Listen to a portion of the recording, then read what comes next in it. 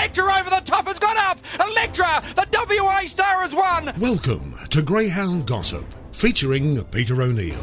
This is where we take a look at the WA greyhound racing scene, keeping a close look at what is happening on and off the track. Keep an eye on the clock. She is brilliant, Miata. She stops the clock. 36.55, a new track record. And a very good morning, everyone. Welcome along to Greyhound Gossip. Big weekend of greyhound racing here in WA. We saw the Tab Touch slot runner Morton come across. He's being prepared for the $500,000 Sandgroper.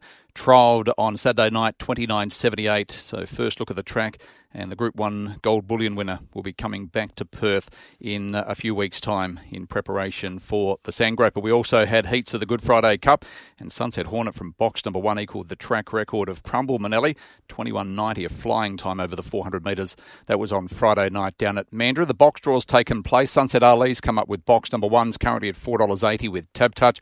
Barrio Beast in $2, $17. Get a Beer, 21. Little bit twisted in box 4, $13. Sunset Frazier, $2.40 and favourite. Our Benson, $8. The track record holder, Sunset Hornet, has drawn box 7, currently at $3. And Panadero Thunder, $21. So that's coming up on Friday. And don't forget, Chasing Winners this Friday will be an hour later because of our inside running preview of Ascot, and then our Gloucester Park preview from 9 o'clock, inside running at 8, and then Chasing Winners from 10 a.m. We're about to be joined by one of the legends of WA sport, and that's Wildcat legend Damian Martin, who is championing the fellow retired athletes as part of the 2024 National Greyhound Adoption Month ambassador. And Damian joins us on Greyhound Gossip this morning. Damian, it's a pleasure to have you on the program. Good morning. Hey Peter, how are you, mate? Yeah, I'm going very, very well. It's been a big year for you. Of course, earlier on the year, your famous number 55 jersey was retired. That would have been a real special memory for you. Yeah, it was an incredible moment, and I didn't realise how much it would mean to me until the moment it actually dropped from the banners, and I looked over and there's my mum and dad who just made so many sacrifices in order for me to pursue the sport, and then my sister flew in, my eldest brother flew in to surprise me. He actually surprised me at Ascot Racecourse the day before when one of our horses was running, so that was a great surprise. And then my wife, 3 daughters, former teammates, closest friends. It was an incredible moment and one I'll never forget, nor will I ever be able to thank the club enough for what it means to me. We can't thank you enough here in Perth as well for what you've been able to do for the club. And you're a 6-time NBL champion, the first in 2010, the final one in 2020, 6-time NBL best offensive player. You also represented Australia. What was your greatest memory in the sport of basketball? So, funnily enough, the greatest thing that basketball ever brought me, or greatest moment, was when I actually got told I'd made the Rio Olympic team. So I got cut from the London Olympics. I was only down to the last 4 that had to get cut. I was one of them. So fast forward 4 years, when they told me I'd made the team, it was honestly the best moment in my life at that stage. Luke Longley, 3-time NBA champion with Chicago Bulls alongside Michael Jordan, Scottie Pippen and the likes. He was an assistant coach. He's 7'3" and 140 kilos. So when I got told I made the team, I went to give him a bear hug and lift him up off his chair, did not budge him whatsoever. But then I got to call my wife, and hearing her reaction, that then became the best moment of my life. But even better than that was when I got to call mum and dad, told them I'd made the team, and seeing their reaction is a moment I'll never forget. So funnily enough, the championships were amazing. Those moments when the final siren sounds, the confetti drops, you embrace your teammates and hold up the trophy. That is why you play, for the rings and relationships. But the one specific moment was when I got to call mum and dad and tell them the news. How much involvement have you had in the racing game? I know, and you mentioned earlier on, you've had some success with Team Williams, Grant and Alana Williams, with a horse named after your famous jersey, Red 53. Yeah, so I swear I didn't name it. It came down to the other owners. I feel silly when I go out there and I'm cheering for the number I wore. But I love it. So, I've known a few of the different trainers and they've always been wonderful. But my cousins in Rockingham, they've always had horses through Grant and Alana Williams. And so I got to meet the team whilst I was playing. And I always said, look, I'm not going to have any horses while I'm playing, but once I retire, give me a call. And my cousin called me about 3 days into retirement. He said, all right, well, we're about to buy another horse. Do you want in? And it's been a lot of fun. So when I take my 3 daughters down to the property. Grant and Alana are amazing. They put the girls on ponies. They get to pat all the thoroughbreds, and it's just a wonderful moment. And it's the banter more than anything, to be honest. You know, we've had a bit of luck with Red 53. Other than that, I've got 4 other donkeys. But it's the banter and the build up to it, and the mateship that's kind of brought my cousins and I closer, my uncles and I closer, and then a few of the other owners within it. So a lot of fun, but you don't do it to try and win money. I don't know if I've come out on top, but it's more of the fun and laughs in between, and those moments where you do get to share the occasional win that's truly special. I'm sure you've come across Shane Williams. He's a greyhound trainer, leading greyhound trainer here in WA, and he's involved with Team Williams. I think you might even have a horse with him. Has he been able to convert you into buying a greyhound?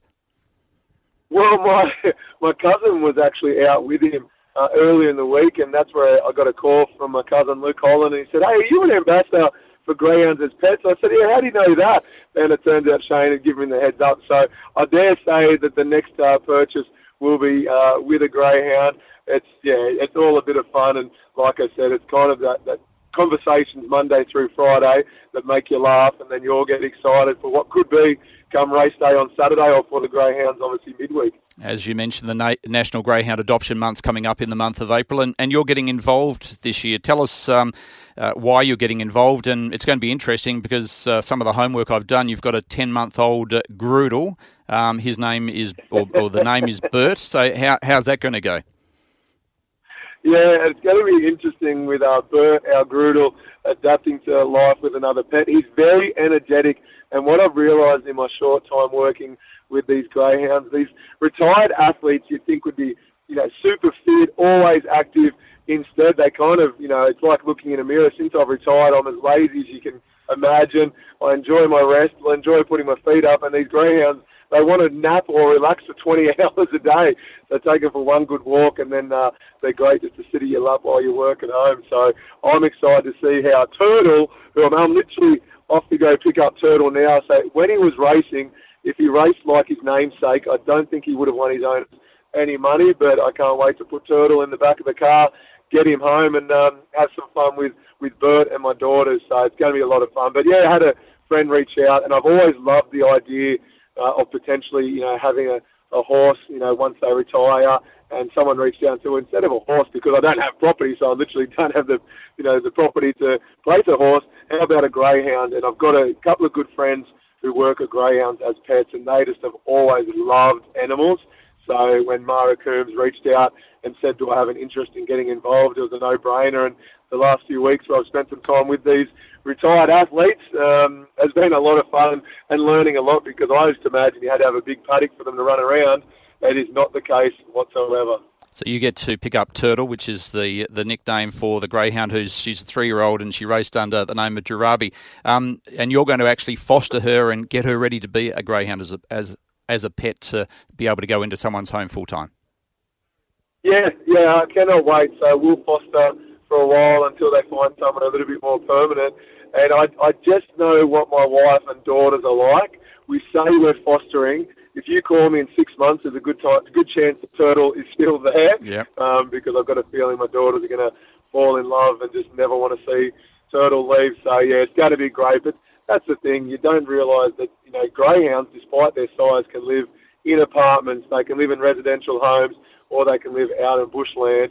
So we met with a lady who, I believe she's 86. She's in a mobile chair. She gets around on a scooter, and she's got her greyhound, and they literally were playing chases in her backyard, small backyard in Mount Hawthorn, with a greyhound running around and an elderly lady in a scooter. So it's not what I was expecting to see, but they can accommodate for any type of person or property. And a couple of our listeners will be able to catch up with you down at the Campfield on April 13 between 12 and 3. I know you'll be taking Turtle down there, and you'll be going along with the Great Walk. What other sort of activities are you planning during the month of April, which is National Greyhound Adoption Month? Yeah, a lot of it just comes down to the education around it. Similar, if anyone was like me, when I got told the idea of adopting a greyhound, I thought, well, I can't, because, they're used to chasing around and trying to eat a pretend rabbit. Instead, they are so cool, calm and collected. And greyhounds as pets make sure they fit you with the right type of greyhound depending on your living situation. Are you by yourself? Are you with kids? how old are your kids? Are they touchy? My youngest is only 18 months, and Poppy loves to grab Bert's face, my other dog. So we had to make sure that Turtle's the type of pet that doesn't mind, having I don't want to say a violent 18-month-old try to grab his face, but just making sure it's appropriate. So just awareness around what greyhounds as pets looks like, and then making sure that you feel fully confident that when you are placed with a pet that you're confident to be the type of dog that you're going to fall in love with and suit your needs. It's great to have you on board for this month of April for the National Greyhound Adoption Month, Damian, and we appreciate you sharing some of your time this morning. Enjoy Turtle when you get to meet her later on today, and I know she'll make a great pet. And as you mentioned, if we give you a call in 6 months, you probably will still have her in your care. Enjoy it. Oh, and I know that at some stage I'm going to try and have a running race. So if you see that I've ruptured my Achilles tendon again, you know that I lost. So don't ask me how I went. But those who are interested, please head to greyhoundsaspets.com.au and fire away any questions you've got to myself or the team involved. Good on you. Damian Martin joining us on Greyhound Gossip this morning. And during the month of April, adopt a great mate for just $75. It's one of the specials that Greyhounds as Pets will be having during the National Greyhound Adoption Month. And also for the foster carers who do a great job, and it's great to see Damian becoming a foster carer in this month of April. Until the end of May 2024, Greyhounds as Pets is offering a $200 gift card to the wonderful individuals with a gap foster dog.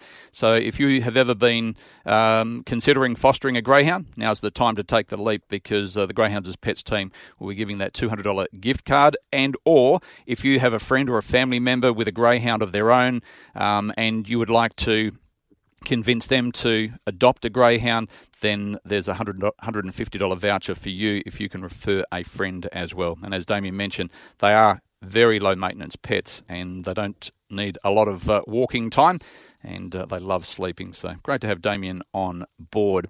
We're about to go to our next special guest on the program with some big news coming through. Of course, the 2023 WA Greyhound of the Year was Elite Machine. He was an outstanding chaser on the track. Group 1 Sky Racing Perth Cup final, and they're set. Ready.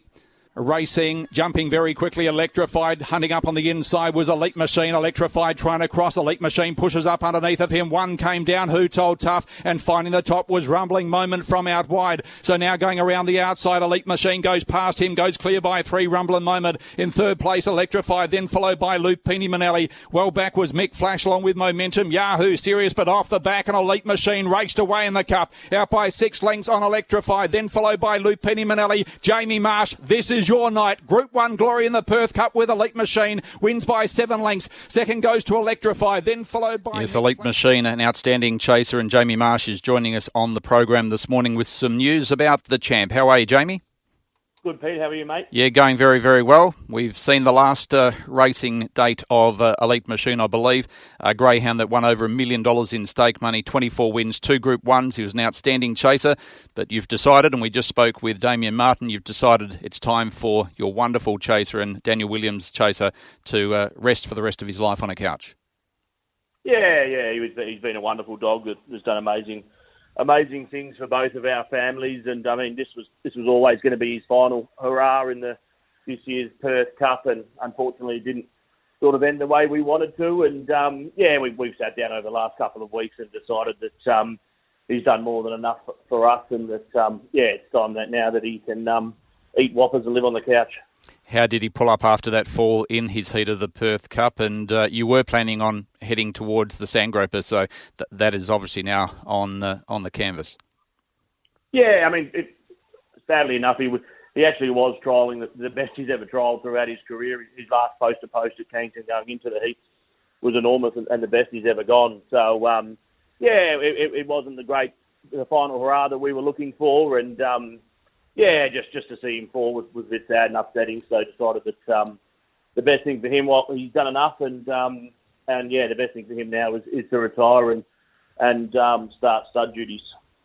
24 wins from 47 starts, over $1 million in stake money. He had a 51% strike rate. He won the Group 1 Sky Racing Perth Cup, and then he went up to Brisbane and won the Group 1 there in their winter months. It was a remarkable ride for both you and Daniel. Yeah, it's sort of an experience I never thought I'd get the chance to do, and to do it with the family and everything like that was amazing. He took us to Brisbane, he took us to Melbourne, and we had the fun of meeting the Ram boys in the Sandgroper, and able to sort of see Tony Brett and stay with Brett Bravo, and not only just the prize money and everything like that, but sort of the relationships and the friendships we formed purely just thanks to him, and getting to go around the country and race him is 100%. All him. So it's been a wonderful ride. It's a shame it's come to an end. It was sort of hard to watch the Perth Cup last couple of weeks ago, but yeah, look, forever thankful and an experience that we'll cherish forever. You mentioned spending those winning times with the family. What was the highlight for you training Elite Machine? Probably the Perth Cup. I think it's always a dream to sort of win your own hometown cup. So, I mean, that was a race that I always would have loved to and aspired to win, and forever thankful for him allowing me to do that. He was always a pleasure to train and a very easy dog to train. So he deserves all the gratitude, and everything goes to him. But I think, just the greatest experience for me was winning the Perth Cup with him. You mentioned stud duties, so is Daniel planning on trying to get some straws from him and seeing how he does go at stud? We have just seen over the last 18 months how well and successful Tommy Shelby has been able to be.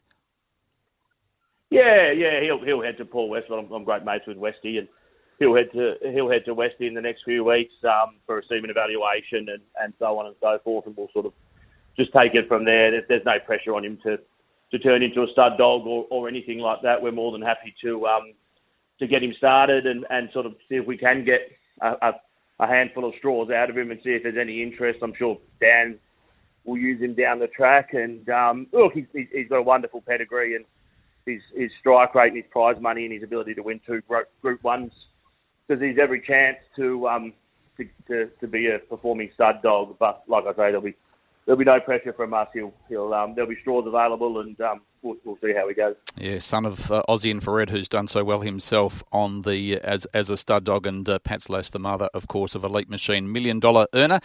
Who would have thought, Jamie, when you and Paul Stewart started off together many, many years ago and went across to the Wheelers, that the two of you would have 2 outstanding chasers, Paul in Miata and then you having $1 million earner in Elite Machine? Yeah, don't worry. He lets me know that I'm still 8 Group 1s behind him most times I see him. So, look, it's the friendship between me and Paulie, obviously both starting with John Tonkin, starting out in WA and coming back, and him obviously spending a longer time in Sydney, but coming back and winning those races was, it's something that I never thought would have happened, and it's like I say, it's just been an amazing ride, and I guess we can sit down now and reflect on it, and and just appreciate him off the track more so than being in race work. We appreciate you sharing the ride with Elite Machine. I know the boys from Rams Racing will miss you during the Sandgroper. They'll be busy looking for another greyhound now, but thanks for sharing the ride with us, and congratulations to you, Daniel, and all of your families for what a remarkable ride that this wonderful chaser Elite Machine took you on. Well done. Thanks, Pete. Thanks for your support, mate. Good on you. Jamie Marsh joining us, and the news that Elite Machine has now been retired and will start some stud duties. Let's continue on with Greyhound Gossip. Our next special guest is a young lady that's done extremely well, especially in recent times in greyhound racing. Kellie Buckwell joins us on the program. Kellie, good morning. Good morning. What a remarkable last, what has it been, 4 or 5 weeks for you? I was calling on Wednesday night. You had a winning double from memory on Wednesday with a couple of your greyhounds, and your name seems to be popping up more and more, so I thought I'd get you on the program and just share a little bit of your story. So how did you, first of all, get involved in greyhound racing? My parents were trainers when I was younger, and I just loved the animals and followed them, and my auntie and uncle raced and had big kennels as well, and just went on with it. And were they on the East Coast? Yeah, Sydney. Yeah. And how long have you been here in Western Australia now for?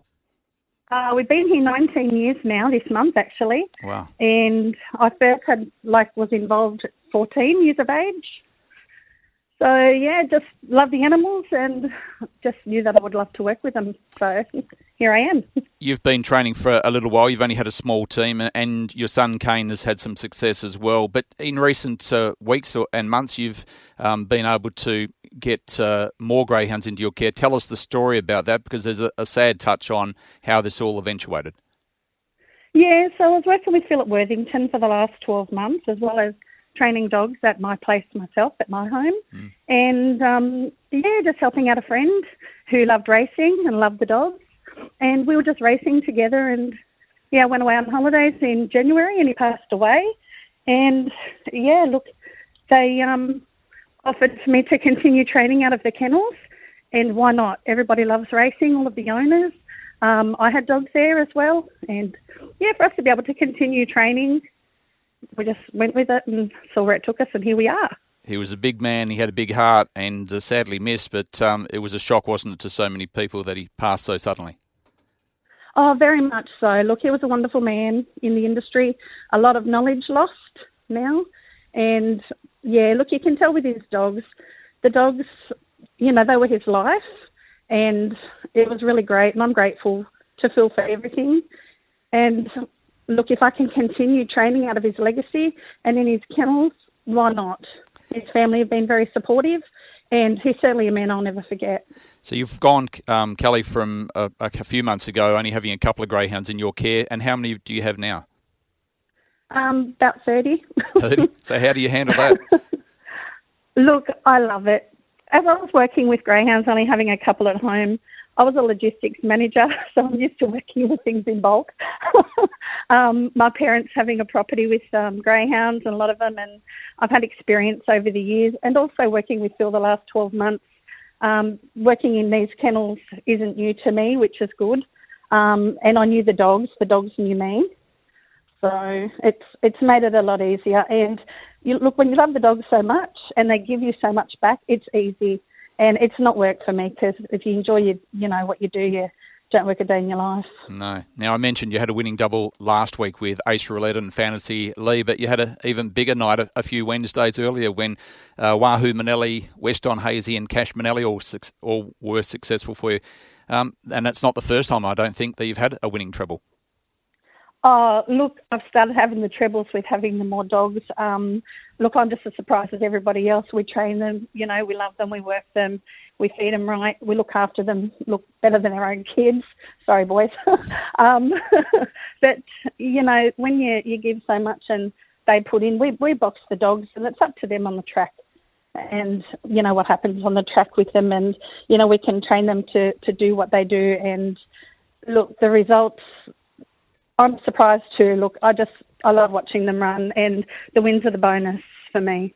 We love having you involved. Just before we let you go, and I appreciate your time this morning, I mentioned Kane, but also a grandson who you brought up to the commentary box a few years ago, and he wanted to be a potential race caller. How's that going for him?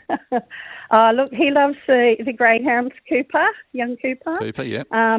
He's 10 years old now, and look, he's born into the industry through family as well, on both sides.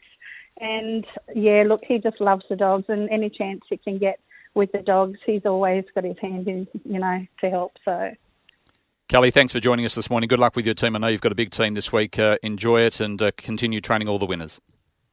Thank you so much, Peter. Kellie Buckwell joining us on Greyhound Gossip, and she does have a big team in again on Wednesday.